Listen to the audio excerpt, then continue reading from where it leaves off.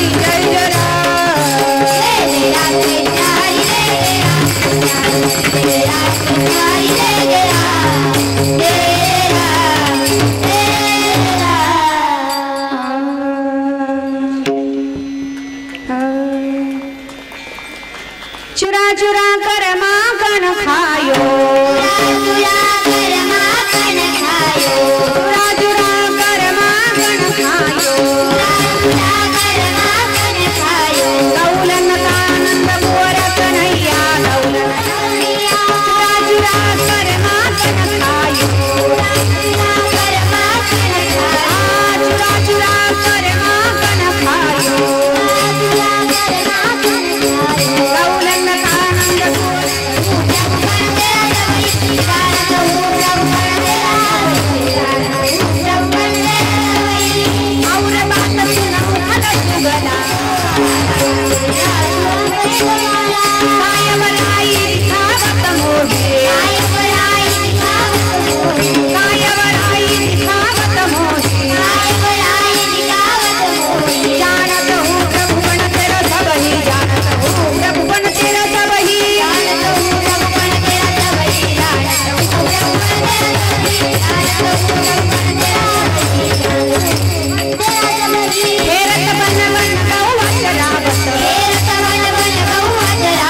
हेरत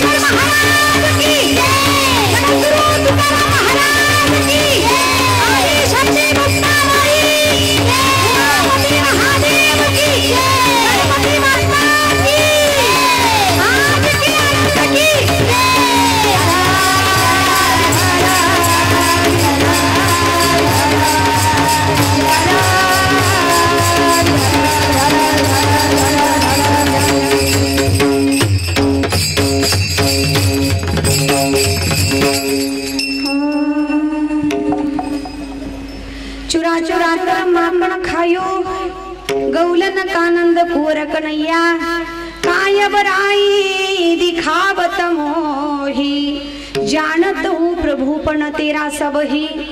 और बात सुन उखल सुगला, और बात सुन उखल सुगला, बांधलिया तू अपने गोपाला, काय बराई दिखावत मोही।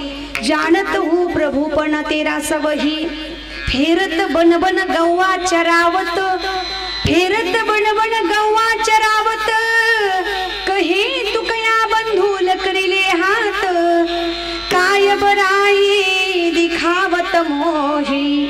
जानत हूँ प्रभुपन तेरा सबही। विठ्ठल विठ्ठल विठ्ठल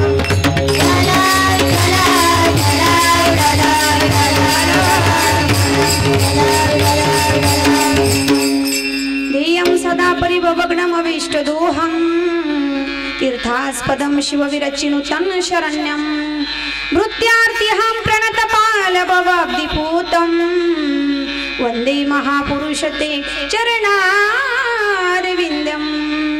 नमो विठ्ठला राजया पांडुरंगा, नमो रुक्मिणी माऊली ज्ञानगंगा, नमो पुंडलिका नमो चंद्रभागा, नमस्कार माझा रुक्मिणी पांडुरंगा। पांडुरंगा करू प्रथम नमन, पांडुरंगा करू प्रथम नमन, पांडुरंगा करू प्रथम नमन, पांडुरंगा करू प्रथम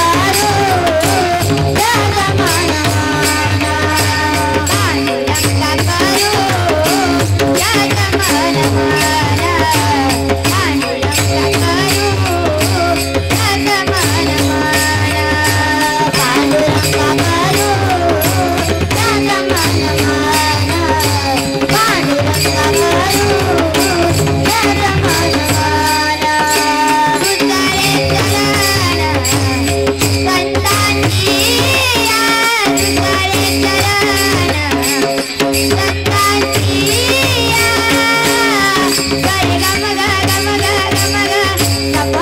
प्रथम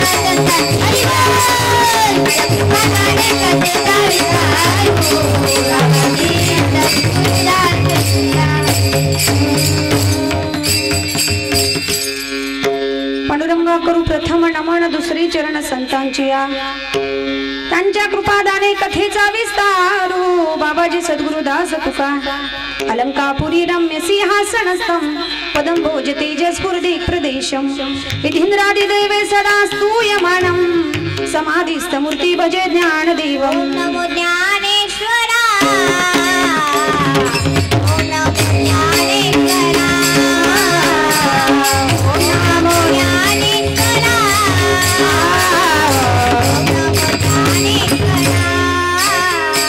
ओम नमो ज्ञानेश्वरा, ओम नमो ज्ञानेश्वरा, ओम नमो ज्ञानेश्वरा, ओम नमो ज्ञानेश्वरा, ओम नमो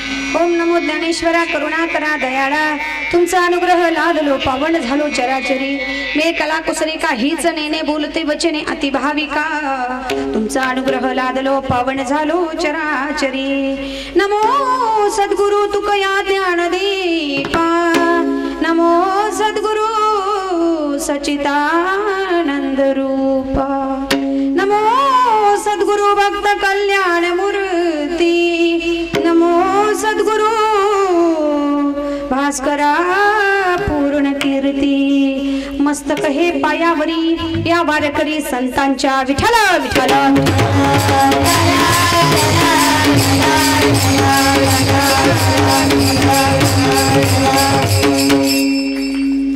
चुरा चुरा कर माकण खायू गौलन कानंद कुवर कणैया प्रस्तुत कीर्तन रूपी सेवेकरिता निवडलेला अभंग महान भगवत भक्त वैराग्याची महामूर्ती विको थोडा कमी करा ना थोडा वैराग्याची महामूर्ती वैराग्याचं ज्वलंत प्रतीक असणारे सदेह वैकुंठाला जाणारे पंचम वेद निर्माते महाराष्ट्राचं भूषण जगद्गुरु जगत वंदनीय श्री संत तुकोबराय यांचे लहान बंधू कान्होबराय यांची हिंदी भाषेतील गौडण आहे एका प्रौढ गौडणीने भगवान परमात्म्यांना उद्देशून केलेला संवाद आणि त्याचं वर्णन या गौडणीतून केलेलं आहे विठाला विठाला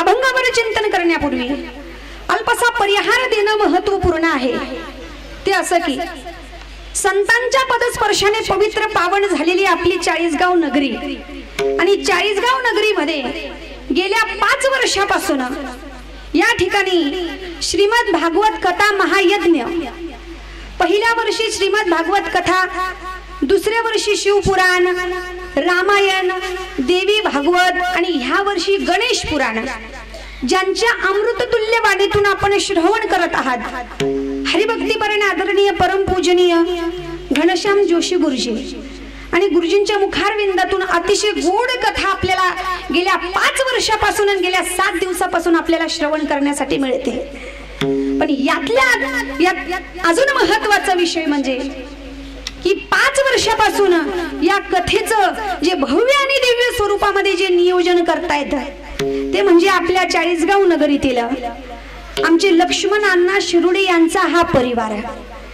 आणि या परिवाराच्या वतीने एकदा या परिवारासाठी जोराने टाळ्या होत्या कारण 5 वर्षापासून अगदी कथा श्रवण करण्यास मिळते म्हणजे मनाची तृप्ती होते आणि कथा संपल्यानंतर महाप्रसाद म्हणजे तनाची तृप्ती होते 2 in 1 कार्यक्रम आहे या ठिकाणी 5 वर्षापासून बरं का जेवढे लोक या ठिकाणी कथा श्रवणासाठी आले असतील तेवढ्या लोकांना रोज महाप्रसादाचा कार्यक्रम या ठिकाणी अण्णांनी आयोजित केलेला आहे अरे खरंच किती विशेष गोष्ट आहे विचार करा ना आपल्या घरी 2 पाहुणे आले 2 दिवस झाले की तिसऱ्या दिवशी आपण विचार करतो पाहुणे केव्हा जातील आणि आज कोणता मेनू बनवायचा स्वयंपाकाला नाही का पण 1 नाही 2 नाही 3 नाही अवघ्या 7 दिवसापासून नुसते 7च दिवस नाही 5 वर्षापासून हा नित्यनेम या ठिकाणी चालवलेला आमच्या शिरुडे अण्णांनी आणि अगदी रोज नवीन नवीन मेनू रोज नवीन नवीन महाप्रसाद अवघ्या सगळ्या चाळीसगावकरांना या ठिकाणी भोजनासाठी नवीन नवीन प्रसादाची व्यवस्था शिरुडे परिवाराने केली म्हणून ह्या परिवाराचं पाहिजे तेवढं कौतुक केलं तर कमी आहे महाराज कारण माझ्या 30-35 वर्षाच्या अनुभवामध्ये मी सुद्धा वयाच्या 7 ते 8 वर्षापासून कीर्तन करते कथा करते मी अवघा महाराष्ट्र फिरले पण माझ्या एवढ्या वर्षाच्या अनुभवामध्ये आज असा दानी असं व्यक्तिमत्व की स्वतः एकट्यांनी खर्चाने कथाही करावी आणि अन्नदानही करावं असं व्यक्तिमत्व तर मी आपल्या चाळीसगाव नगरीमध्ये पहिल्यांदा पाहते आणि एक सांगू का तुम्हाला हे असं नुसतं पाहूच नका या गोष्टीचं कुठेतरी हेवा केला पाहिजे माणसाने की आज अण्णांच्या माध्यमातून भगवान परमात्म्यांनी गीता सांगितली होती कुणाला सांगितली होती अर्जुनाला सांगितली होती पण ती गीता फक्त अर्जुनापुरती मर्यादित होती का त्या गीतेचा लाभ तुम्हा आपल्या सर्वांना झाला. अण्णांनी कथा केली आपल्या मात्या पितेच्या, आपल्या परिवाराच्या, आपल्या ग्रहलक्ष्मीच्या निमित्ताने, पण याचा लाभ पूर्ण 40 गावकरांना झाला. म्हणून असा हा अण्णांचा आदर्श परिवार. मी मागच्या वर्षी बोलून गेले होते महाराज, परिवाराचं संघटन कसं असावं. अगदी राम लक्ष्मण भरतासारखे 3 पुत्र अण्णांचे आहेत महाराज. आणि अगदी 3 मुलं असतील, 3 सुना असतील, भाऊ असतील, बहिणी भाच्या, संपूर्ण परिवार संघटन करून, अरे परिवाराचं संघटन कसं करावं या परिवाराकडनं शिकलं पाहिजे. नाहीतर 2च भाऊ, एक ह्या कोपऱ्याला दुसरा त्या कोपऱ्याला, एक या बांधाला दुसरा त्या बांधाला. अरे आज या ठिकाणी शेतीच्या वाटणीवरून, घराच्या वाटणीवरून भावा भावांचे जे भांडण होतात, आज आदर्श परिवार कसा असावा या परिवाराकडे पाहावं, पित्याने निर्णय घ्यावा आणि त्या निर्णयाला परिवाराने होकार द्यावा आणि भव्य दिव्य कार्य करावं असा हा परिवार आहे महाराज. विठाल विठाल.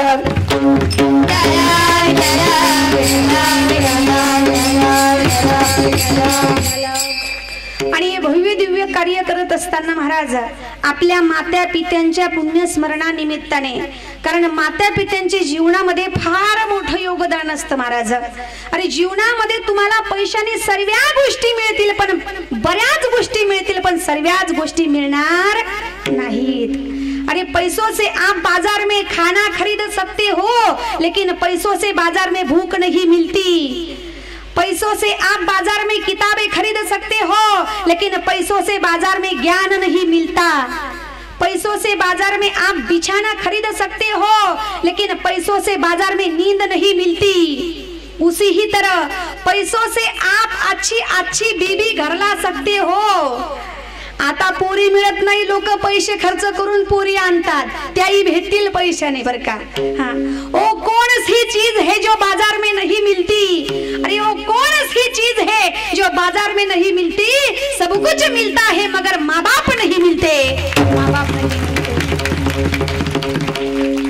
जगाच्या पाठीवर तुम्हाला पैसे करून सगळं मिळेल, पण जी माता आणि जे पिता तुम्हाला मिळणार नाहीत. त्या माता आणि पित्याच्या निमित्ताने अण्णांनी एवढा भव्य दिव्य कार्यक्रमाचं आयोजन या शिरुडे परिवाराने या ठिकाणी करावं. कारण माता पित्यांचं महत्व आपल्या जीवनामध्ये काय असतं. आई वडील माझे थोर, काय सांगू त्यांचे उपकार. जीवनाच्या वाटेवरती किती असतो त्यांचा आधार. आई माझी मायेचा सागर, दिला तिने जीवनाकार.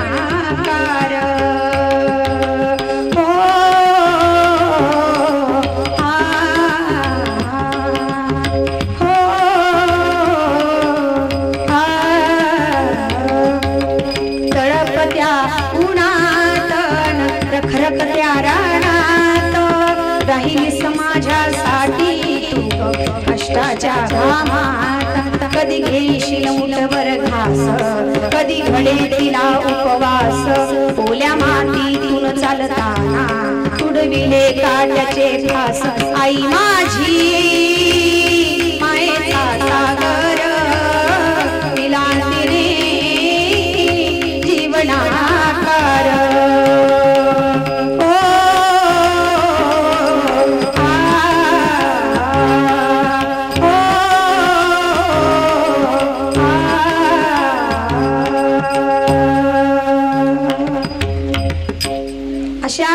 या आपल्या माता आणि पित्याच्या निमित्ताने अण्णांनी, आपली माता पिता असतील, आपले बंधू सुद्धा असतील, यांच्या निमित्ताने हा भव्य दिव्य कार्यक्रम करणारे आमचे अण्णा. पण बघा ना, एवढं सगळ्यांना घेऊन चालणारे, संघटित करून घेऊन चालणारे, पण त्या अण्णांचा जेव्हा संघर्षाचा काळ होता, कष्टाचा काळ होता, तेव्हा आपली जीवन संगिनी, आपली ग्रहलक्ष्मी आपली सोबत होती. पण जेव्हा सुखाचे आणि आनंदाचे दिवस उपभोगायची वेळ आली, तेव्हा अण्णांच्या जीवनातून त्यांची जीवन संगिनी, त्यांच्या ग्रहलक्ष्मी निघून गेल्या. किती कष्टाचा काळ म्हणावा माणसाला. म्हातारपणी आपली जीवन संगिनी, आपली पत्नी जरी सोबत असली ना तर त्या माणसाला सगळ्या गोष्टीचा विसर पडत असतो महाराज. पण आमच्या हरिभक्तीपरायण स्वर्गवासी कमल काकू या अण्णांना सोडून गेल्या महाराज. पण तरी त्याचं दुःख मनामध्ये ठेवून, अंतकरणामध्ये ठेवून आणि सर्व गोष्टीचा विसर पाडून आपल्या लेकरांना, परिवाराला, नातेवाईकांना सगळ्यांसोबत घेऊन हा भव्य दिव्य कार्यक्रम करावा तो आमच्या अण्णांनीच आणि शिरुडे परिवारानेच. आणि अतिशय सुंदर अण्णांचं कार्य आहे महाराज. आमच्या संस्थेसाठी सुद्धा अण्णांचं फार मोठं योगदान आहे हो, फार मोठं योगदान आहे. म्हणून भव्य दिव्य कार्यक्रम अण्णांनी या ठिकाणी आयोजित केला. कार्यक्रमाला उपस्थित या ठिकाणी राजकीय क्षेत्रातील, शैक्षणिक क्षेत्रातील, सामाजिक क्षेत्रातील बरेच उपस्थित मान्यवर आहेत महाराज. सगळ्यांचे नामोल्लेख मला करणं शक्य नाही. या ठिकाणी ज्यांची मला मृदंगासाठी साथ लाभली, हरिभक्तीपरायण आदरणीय आमचे दादा महेश महाराज असतील, नवे हरिभक्तीपरायण या ठिकाणी आमचे पितृतुल्य असणारे रमेशजी महाराज या ठिकाणी त्यांची उपस्थिती आहे. आदिशक्ती मुक्ताई मुलींची वारकरी शिक्षण संस्था, माझे सगळे लेकरं या ठिकाणी आहेत. नवे शिरुडे डिजिटल यांच्या वतीने कार्यक्रमाची लाईव्ह शूटिंग या ठिकाणी होते. नवे कार्यक्रमाला उपस्थित सगळेच हरिभक्तीपरायण आदरणीय आमच्या गणेश बाबा असतील, बाबांची उपस्थिती, गुरुतुल्य असणारे बाबांची उपस्थिती कार्यक्रमाला आहे. आमच्या या ठिकाणी मला नाव सांगा ना दादांचं. आमचे आदरणीय पितृतुल्य असणारे प्रदीप दादांची कार्यक्रमाला उपस्थिती आहे. आमचे उगले सर असतील, मला लहानपणापासून पाठीच्या बहिणीसारखं प्रेम दिलं आमचे येवले दादा, येवले भाऊसाहेब कार्यक्रमाला आहेत. नवेच आमच्या आपल्या पंचक्रोशीतील सगळेच मातृवर्ग, पितृवर्ग, आबाल वृद्ध सगळ्यांचं या ठिकाणी ज्यांच्या माध्यमातून माझा आवाज तुम्हा सर्वांपर्यंत पोहोचतोय असं सुंदर असं साऊंड सिस्टीम आमच्या दादांचं नाही का. आमच्या ताई या ठिकाणी बघा ना, या ठिकाणी कीर्तनकार महिला आहे, टाळकरी महिला, विणेकरी महिला, गायनाचार्य महिला, सगळ्या फक्त या ठिकाणी आमच्यामध्ये आमचे दादाच आहेत वादक बर का. असं या ठिकाणी म्हणून हम आता शासनाने आपल्याला 50% आरक्षण दिलं होतं बरं का. आपल्याला असं वाटत होतं हम किसी से कम नाही, कमी नाहीच येतो. आपण प्रत्येक क्षेत्रामध्ये पुरुषाच्या खांद्याला खांदा लावून आपण कार्यरत आहोत. या ठिकाणी शासनाने 50% आरक्षण दिलं ना. आता तर मुख्यमंत्र्यांच्या लाडक्या बहिणी आहेत आम्ही. आता कुठल्या गोष्टीचं टेन्शन नाही बरं का. म्हणून लाडक्या बहिणींनो, आपल्यामध्ये फार सामर्थ्य आहे, आपल्यामध्ये फार शक्ती आहे. आपण खूप काही करू शकतो. आपण ठरवलं घर घडवू शकतो, गाव घडवू शकतो, घराचा विकास करू शकतो, देशाचा विकास करू शकतो. फक्त एकच सांगते, आपण आपल्या शक्तीचा आणि सामर्थ्याचा उपयोग योग्य ठिकाणी करा, अनुकूल ठिकाणी करा, प्रतिकूल ठिकाणी करू नका. कारण सगळंच काही आपल्या हातात आहे. आणि विवाह करून पतीचा संसार थाटणारे आपण, दोघा टाइमाचं जेवण बनवणारे आपण, भांडी धुणारे आपण, कपडे धुणारे आपण, लेकरांना लहान मोठं करणारे आपण, आणि एका घराचे 2 घर करणारे पण सगळंच आपल्या हातात आहे बरं का. पण एकच सांगते, आपल्यामध्ये फार सामर्थ्य, फार शक्ती आहे. फक्त शक्तीचा उपयोग योग्य प्रकारे करा. आणि योग्य प्रकारे केला, राजमाता, राष्ट्रमाता जिजाऊंनी छत्रपती शिवाजी महाराजांसारखं रत्न या महाराष्ट्राला दिलं. राजांना घडवणारी जिजाऊ होती.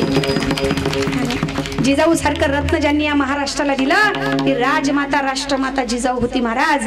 आणि म्हणून आजपर्यंत यशस्वी पुरुषाच्या मागे जर पाहिलं तर एका स्त्रीचा हात आहे महाराज. आणि तसंच मला स्वाभिमानाने आणि कौतुकाने सांगावं वाटतं, आज एवढा कार्यक्रम एवढ्या जोमाने आमच्या अण्णांनी केला.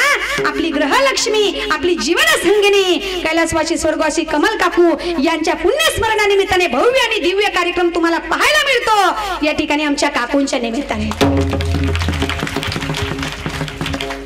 आणि म्हणून सांगायला निमित्त कुठलंही असो, पण आपला या ठिकाणी कुठल्याही मार्गाने जाणं असो, पण तो मार्ग भगवंतापर्यंत नेऊन जाणारा असावा. आणि असा गोड कार्यक्रम गणेश पुराण या ठिकाणी संपन्न झालं. आज त्याची सांगता होती. आणि सगळेच या ठिकाणी आमचे पोद्दार काका असतील, आमचे जाधव काका, आदरणीय आमचे जोशी गुरुजी, तुम्ही तिकडे गेले होते असं त्या ठिकाणी सगळ्यांचं नाम उल्लेख करणं मला शक्य नाही, पण आमचे अण्णा, त्यांचा परिवार, त्यांचा संपूर्ण गणगोत सगळ्यांना वंदन करून आपण आता अभंगाकडे वळूया. विठाला विठाला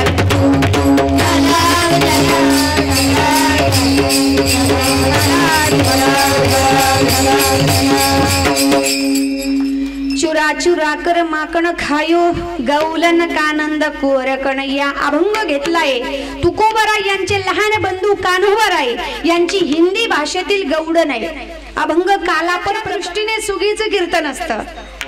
काल्याचा कीर्तन म्हणजे नोकर वर्गाच्या दृष्टीने पगाराचं कीर्तन असतं आणि काल्याचं कीर्तन म्हणजे वारकरी संप्रदायाच्या दृष्टीने हे प्रसादाचं कीर्तन असतं. आज या ठिकाणी या मंडपातील प्रत्येक गोष्ट प्रसाद आहे बर का. या मंडपातील प्रत्येक गोष्ट, आज या मंडपातील हे जे मडकं आहे ना हे सुद्धा प्रसाद आहे. आज या मंडपातील माती आहे ना ही सुद्धा प्रसाद आहे. आज प्रसादाचं स्वरूप का प्राप्त झालं मी नेहमी सांगते. एखाद्या माऊलीला असं वाटत असेल की ताई 7 दिवसाचा नाम यज्ञ सप्ताह सुरू होता, अण्णांकडे गणेश पुराण होतं, मला रोज वाटत होतं कथेला जावं, पण आमच्या यांना थोडीशी सवय आहे आणि ते केव्हाही येतात बेटाई म्हणे घरात वाद होतात म्हणून मी येऊ शकले नाही. ताई पण एक सांगा ना, आमच्या यांची भगवंताच्या कृपेने जर सुटली तर मी दरवर्षी कीर्तनाला कथेला पंढरपूरला जाईल. माऊलींनो, तुम्हाला वाटतं ना आपल्या पतीचं वाईट व्यसन सुटावं म्हणून असं वाटतं ना, एकच सांगेल मी तुम्हाला, 7 दिवस या ठिकाणी अन्नदान होत होतो. त्याचा प्रसाद कसा झाला? ज्याप्रमाणे आपण घरात स्वयंपाक करत असतो, स्वयंपाक करत असताना आपण काय करत असतो, बाई अमुक अमुकची सून आली, सगळ्यांमध्ये आली, तिने डोक्यावर पदर सुद्धा घेतला नाही. बाई पलीकडची सून काय तिला अजिबात वळण नाही, मी गेली ती पाया सुद्धा पडली नाही. याचं असं झालं त्याचं तसं झालं.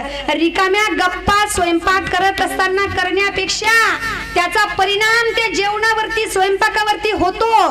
त्याच्यापेक्षा तुम्ही प्रत्येक काम करताना रामकृष्ण हरी रामकृष्ण हरी रामकृष्ण हरी असं नामस्मरण करताना जर तुम्ही स्वयंपाक जेवण बनवलं तर निश्चितच तुमच्या जेवणाचा प्रसाद झाल्याशिवाय राहणार. आणि हा प्रसाद तुमच्या मालकाला तुम्ही 6 महिने वर्षभर खाऊ घातलं तर कुठेच तुम्हाला डॉक्टर दवाई करायची, व्यसन सोडायला जायची गरज नाही. घरच्या घरी तुमच्या मालकांचं व्यसन सुटल्याशिवाय राहणार. एवढी ताकद आहे महाराज प्रसादामध्ये. प्रसादाची ताकद सोपी आहे का? आज 7 दिवसापासून इथं प्रसाद सुरू होता, आपल्याला या ठिकाणी प्रसाद मिळणार आहे. म्हणून प्रसाद हा प्रारब्धाने आणि भाग्याने मिळत असतो, पूर्वजन्मी ज्याचे. पण भगवान परमात्मा प्रत्येकाकडून हे कार्य घडवून घेऊ शकत नाही. ज्याचं पूर्वजन्मी ज्याची असेल पुण्याई, ज्याचं पुण्य फळाला आलं, भगवान परमात्मा त्याला सतबुद्धी दिलेला हा कार्यक्रम आहे महाराज. अण्णांनी केलेल्या पुण्याची पोच पावती म्हणजे हा 5 वर्षापासून चालू असलेला कार्यक्रम आहे. याला पुण्य असावं लागतं, प्रारब्ध असावं लागतं. त्याच्या वाचून माणूस हा कार्यक्रम करू शकत नाही. विठाला विठाला विठाला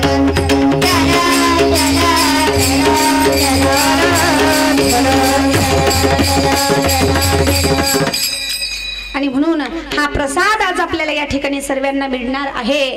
म्हणून काळ्याचं कीर्तन म्हणजे हे प्रसादाचं कीर्तन आहे. म्हणून आजच्या दिवशी भगवान परमात्म्यांच्या चरित्राचं उच्चारण करावं. चरित्र उच्चारण करत असताना महाराज भगवान परमात्मा गोकुळामध्ये 11 वर्ष आणि 52 दिवस राहिले होते नव्हे. या ठिकाणी मथुरेमध्ये भगवान परमात्मा 18 वर्ष आणि 52 दिवस राहिले होते आणि भगवान परमात्म्यांनी 95 वर्ष द्वारकेचं राज्य केलं. भगवान परमात्म्यांच्या जीवनाचे 3 टप्पे आहेत. आपले सुद्धा टप्पे असतात की नाही? आपण म्हणतो ताई लहान होतो तेव्हा 40गाव मध्ये माझा जन्म झाला, त्याच्यानंतर उच्च शिक्षणाकरता पुण्याला गेलो मामांकडे, उच्च शिक्षण झालं आणि झाल्यानंतर तिथंच नोकरी लागली, नोकरीला लागलो, विवाह गोकुळामध्ये राहिले. नंतर 18 वर्ष 7 महिने भगवान परमात्मा मथुरेत राहिले, द्वारकेत आले. भगवान परमात्मा जेव्हा अर्जुनाच्या रथाचे सारथी होते तेव्हा देवाचं वय काय असेल माहिती का? 90 वर्षाचं वय होतं. 90 वर्षाचं. 90 वर्षाच्या वयामध्ये भगवंत अर्जुनाच्या रथावर सारथी होते आणि समोर प्रतिस्पर्धी म्हणून पितामह भीष्म यांचं वय 180 वर्षाचं. 180 वर्षाचं वय पितामह भीष्म आणि कुलगुरु कृपाचार्य यांचं वय 140 वर्षांचं, तरी दोघ जण सगळ्या सैन्याला मानत नव्हते महाराज. आणि त्यावेळेस भगवान परमात्मा द्वारकेत राहिले, मथुरेत राहिले, तरी एकही संत प्रमाण नाही. चरित्र ते उच्चारावे केले देवे मथुरी, किंवा चरित्र ते उच्चारावे केले देवे द्वारके नाही, फक्त चरित्र ते उच्चारावे केले देवे गोकुळी. गोकुळामध्ये भगवान परमात्मा, जेव्हा भगवान परमात्म्यांचं मथुरेला जन्म झाला, गोकुळामध्ये प्रागट्य झालं. जेव्हा श्रावण वद्य अष्टमीला रात्री 12 वाजता भर पावसात भगवान परमात्म्यांचं प्रागट्य झालं आणि झाल्यानंतर एवढा आनंद महाराज. आता मला एक सांगा, सर्वसामान्याच्या घरी 2 मुलींच्या 3 मुलींच्या पाठीवर एखादा पोरगा जन्माला आला तर किती आनंद होतो आपल्याला. अरे एवढा आनंद होतो, अर्ध्या गलीला अर्ध्या 40 गावला पेढे वाटतो आपण. सर्वसामान्याच्या घरी पोर जन्माला आलं तर, कारण लोकांना पोराचं फार कौतुक आहे. वंशाचा दिवा जन्माला आला की कौतुकच आहे. तुम्हाला एक सांगू का, अरे जेवढं वंशाच्या दिवाचं कौतुक करतात ना, तेवढं या चिमणींचं सुद्धा कौतुक करायला शिका. पण आज प्रत्येकाला फक्त वंशाचा दिवाच पाहिजे, तो कसा का जळे ना. वंशाचा दिवा पाहिजे, मग तो लेझिम का खेळे ना. या चिमणींचं या लेकींचं सुद्धा कौतुक करायला शिका. कारण पोरगा जरी आध्यात्मिक आणि परमार्थिक विचारधारेचा निघाला तर तो 21 कुळांचा उद्धार करतो. किती? 21 कुळांचा. पण लेक कन्या ही जर आध्यात्मिक आणि परमार्थिक विचारधारेची निघाली तर ती 42 कुळांचा उद्धार करत असते. सोपी का महाराज ही कन्या. या कन्येचं महत्व सुद्धा कमी नाही, म्हणून या कन्येचं महत्व आपल्याला कळायला पाहिजे महाराज. म्हणून 3 वर्षापासून सुद्धा मी एक विचार केला होता. माझं शिक्षण सुद्धा BA DED झालेलं आहे, मीही नोकरी करू शकत होती, पण मी विचार केला आपल्या 40 गावमध्ये शिक्षक भरपूर आहेत, पण महिला कीर्तनकार आपण एकटीच आहोत. नोकरी करण्यापेक्षा या लेकरांसाठी आपला वेळ दिला पाहिजे. म्हणून मी नोकरीचा विचार न करता माझ्या लेकरांसाठी घडवण्याकरता हा निर्णय घेतला. एकच विचार केला, काही लेकरं हार्मोनियम वाजवतील, काही लेकी मृदंग वाजवतील, काही लेकरं गायन करतील, काही लेकरं कीर्तन करतील, आणि नाहीच काही शिकल्या, कमीत कमी माझ्या लेकरांना मी असे संस्कार देईल की लग्न झाल्याच्या नंतर आपल्या सासू सासऱ्यांना वेगळं तरी काढणार, असे संस्कार मी माझ्या लेकरांना देईल. म्हणून असा विचार करून या अवघ्या 4 ते 5 वर्षापासून मी 40 गाव मध्ये मुक्ताई मुलींची वारकरी शिक्षण संस्था मी या ठिकाणी चालू केली महाराज. अतिशय अल्प दरामध्ये या लेकरांचा सांभाळ मी करत असते. काही लेकरं असे ज्यांना आई वडील आहेत, पण काही लेकरं असे आहेत महाराज ज्यांना आई नाहीये, काही लेकरं असे ज्यांना वडील नाही, आणि काही लेकरं अशी आहेत ज्यांना आई आणि वडील दोघंही नाहीत. असा लेकरांचा सांभाळ आमची आदिशक्ती मुक्ताई संस्था विनामूल्य करत असते, 1 रुपया फी न घेता. एकच सांगत असते महाराज की अण्णांचं आमच्या या संस्थेसाठी फार मोठं अन्नदानासाठी योगदान आहे. आज आपल्या घरातील गेलेला जीवात्मा, प्रत्येक जीव जाणारच आहे.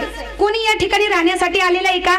मौत से क्या किसी की रिश्तेदारी है, आज मेरी तो कल तेरी बारी. प्रत्येकाला जावं लागणार आहे, पण आपण गेल्याच्या नंतर आपली मरावी परी कीर्ती रूपी चांगली कीर्ती मागे शिल्लक राहिली पाहिजे. लोकांनी म्हटलं पाहिजे अरे काय ग्रहस्थ होता, काय नाव होता, काय स्वभाव होता, काय वागणूक होती.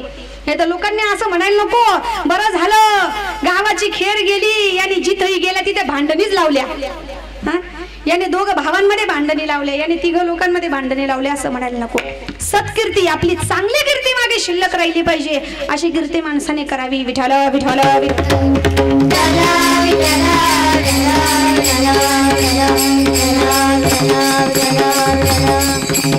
म्हणून आपल्या घरातील गेलेला जीवात्मा याच्या निमित्ताने आपल्याला होईल तेवढं सत्कर्म करण्याचा माणसाने प्रयत्न केला पाहिजे, आणि तेच सोबत येणार आहे, बाकीचं काहीच सोबत येणार नाही. म्हणून या उद्देशाने या लेकरांची संस्था मी या ठिकाणी उभारली. म्हणून चिमणींचंही वंशाच्या दिव्यासोबत चिमणींचंही कौतुक करायला शिका. मला एवढंच म्हणायचं आहे, जेव्हा भगवान परमात्मा अवताराला आले श्रावण वद्य अष्टमीला रात्री 12 वाजता भर पावसात भगवान परमात्म्यांचं प्रागट्य झालं आणि झाल्यानंतर आज सुद्धा संध्याकाळी कथा संपली आणि वरुण देवाचं आगमन झालं होतं नाही का जोराने. असं वाटत होतं हा भगवान परमात्म्याच्या प्रागट्याची वाट पाहतो की काय. म्हणून वरुण देवालाही आनंद झाला, तुम्हा सर्वांना आनंदाई उत्साह आहे आणि म्हणून भगवान परमात्मा अवताराला आले. या आनंदामध्ये एकदा सर्वांनी मोठ्या प्रेमाने भगवंताच्या भजनामध्ये जोराने नाचून आनंद या ठिकाणी घ्यायचा आहे. ज्यांना उभं राहायचं असेल ते उभे राहतील आणि भगवंताच्या भजनाचा आनंद घेतील. राव उभे महिला मंडळी.